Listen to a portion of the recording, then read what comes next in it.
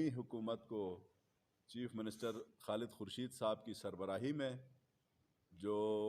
متواتر 2 ملاقاتیں prime minister صاحب کے ساتھ ان کی ہوئی ہیں، اس پہ چونکہ گلگت بلتستان ڈپرائیوڈ صوبہ ہے اور خان صاحب کی پالیسی ہے کہ جو محروم صوبے ہیں، جو پسا ہوا صوبہ ہے، جو پیچھے رہ گیا ہے ترقی کے اس دوڑ میں، تو ان کو پریورٹی وہ مرکزی حکومت دے رہی ہے۔ اسی کے پیش نظر ایک ڈیولپمنٹل پیکیج کا بتایا گیا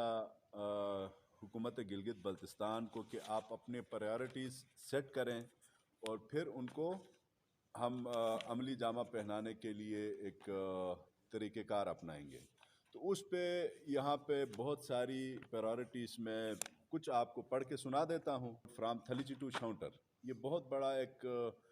پیکیج بھی ہے، اس سے سیاحت کے لیے بھی فائدہ ہے اور پھر کمیونیکیشن جو ہے اسلام آباد سے گلگت کا یہ بھی شارٹر ڈسٹینس پہ ہے،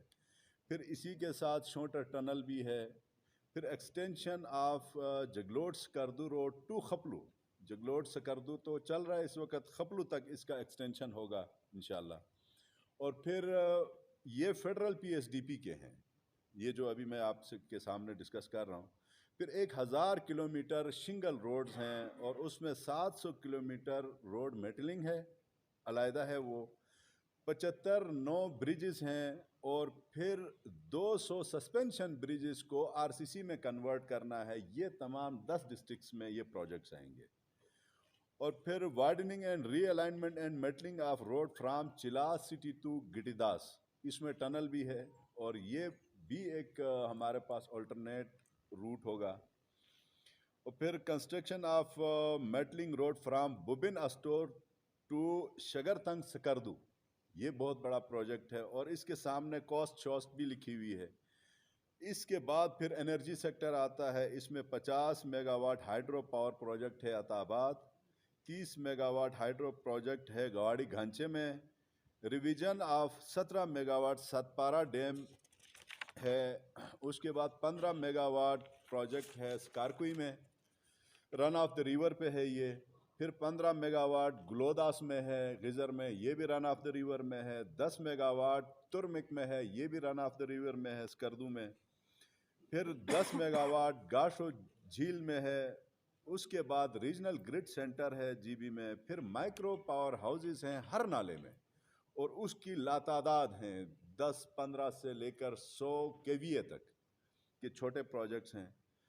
اس کے بعد جیمز منرلز کامرس، یہ سارے ہیں، بہت سارے پروجیکٹس ہیں، کل ملا کے یہ 25 سے 30 ارب روپے کا ڈیولپمنٹل پیکیج ہے اور اس کے لیے چیف منسٹر صاحب کی سربراہی میں ایپیکس کمیٹی بن گئی ہے اور اس ایپیکس کمیٹی کی پہلی میٹنگ 1 تاریخ کو ہے، اس 1 فروری کو۔